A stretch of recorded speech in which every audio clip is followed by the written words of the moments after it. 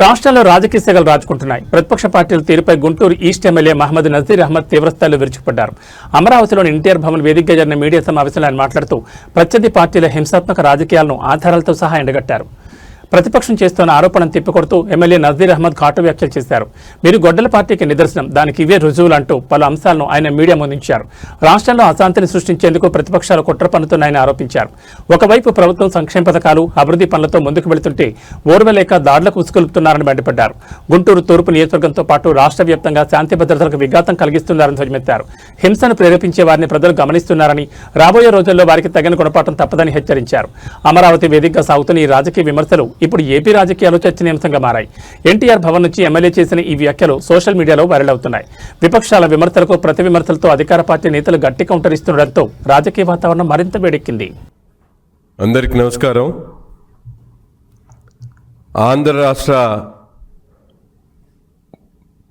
ప్రజలను నమ్మించి ఒక్క అవకాశం పేరుతో ఆనాడు అధికారంలోకి వచ్చినటువంటి జగన్ రెడ్డి వైసీపీ పార్టీ ఈరోజు కేవలం 11 సీట్లకు పరిమితం చేయడానికి ఆంధ్ర రాష్ట్ర ప్రజలు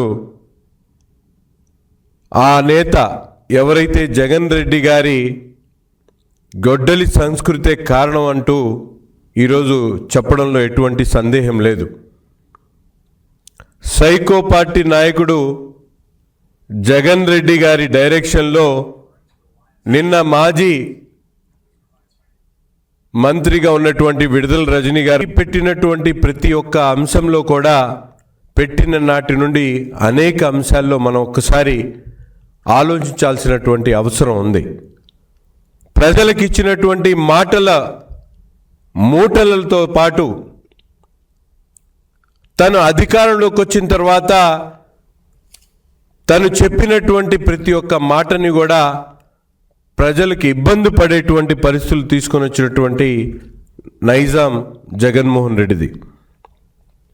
తన రాజకీయాన్ని అడ్డు తొలగించుకోవడానికి తన సొంత బాబాయ్ ఉన్నటువంటి వివేకానంద రెడ్డి గారిని నరికి చంపినటువంటి పార్టీ నాయకుడు జగన్మోహన్ రెడ్డి అని సాక్షాత్తు తన చెల్లెలు షర్మిల గారు చెప్పినటువంటి మాట ఈరోజు ఒక్కసారి గుర్తు తెచ్చుకోవాలి.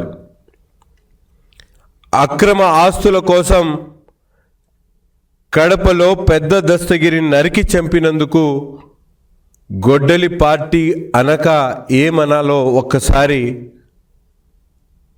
ప్రశ్నించినందుకు, పుంగనూరులో ఒక ప్రతాప్ను శవంగా మార్చినందుకు గొడ్డలి పార్టీ అని మేము చెప్తా ఉన్నాం.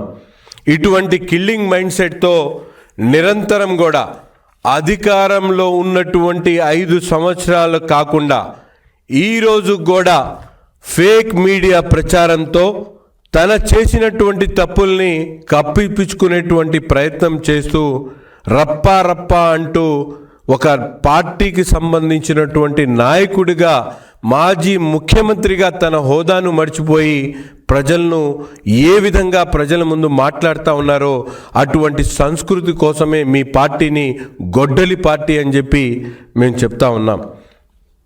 పల్నాడులో జాలయ్య యాదవ్ను చంపినందుకు గొడ్డలి పార్టీ అంటా ఉన్నాం. కావులిలో కరుణాకర్ పేదవాడిని నరకేటువంటి ప్రయత్నం చేసినటువంటి పార్టీని గొడ్డలి పార్టీ కాకుండా ఏం చెప్పాలో ఒక్కసారి ఈ సందర్భంగా కోరుతా ఉన్నాం. అంతేకాకుండా 3000 పెన్షన్ ఇస్తామని చెప్పి ఎన్నికల్లో వాగ్దానాలు చేసి 5 సంవత్సరాల పాటు 250 పెంచుకుంటూ పేదల పొట్టకొట్టినందుకు గొడ్డలి పార్టీ అని కూడా ఈ సందర్భంగా తెలియజేస్తూ ఉన్నాం. మైనారిటీల పిల్లలు విద్యా హక్కును కాపాడాల్సింది పోయి వాళ్ళను పూర్తిగా విద్య అందించకుండా వాళ్ళందరినీ కూడా రోడ్డు మీద పడేసినందుకు గొడ్డలి పార్టీ అంటా ఉన్నాం. మైనారిటీల ఉద్యోగ అవకాశాలను పూర్తిగా తొంగలో తొక్కినందుకు ఆ గొడ్డలి పార్టీ అని కూడా ఈ సందర్భంగా మేము తెలియజేస్తూ ఉన్నాం. ఇన్ని కుట్రలు కుతంత్రాలు చేస్తూ ఈరోజు అధికారం పోయిన తర్వాత కూడా తన బాబాయ్ హత్య కేసులో నిందితులుగా ఉన్నటువంటి 12 మందిని చంపినందుకు ఈరోజు